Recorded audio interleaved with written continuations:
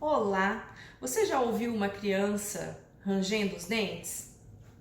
Aqui no nosso consultório em Araçatuba é comum os pais perguntarem sobre o bruxismo nas crianças. O bruxismo é um hábito de ranger ou apertar os dentes e pode acontecer durante o dia ou à noite. Nos bebês, devido à sua instabilidade de mordida e posição de mandíbula, é normal e natural acontecer o bruxismo. Já no ambiente escolar, por causa de alguma ansiedade ou algum bullying, também pode levar a criança a desenvolver o hábito do bruxismo. Aqui é de extrema importância a consulta ao cirurgião dentista, porque ele vai saber se esse hábito está sendo normal, natural ou se está sendo um problema.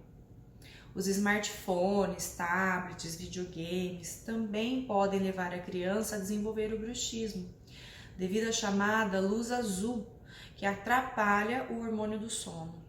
O bruxismo deve ser tratado o quanto antes, porque ele provoca desgaste excessivo dos dentes, fratura de dentes, fratura de restaurações, dores nos músculos da face, dores de cabeça, enfim, vários problemas.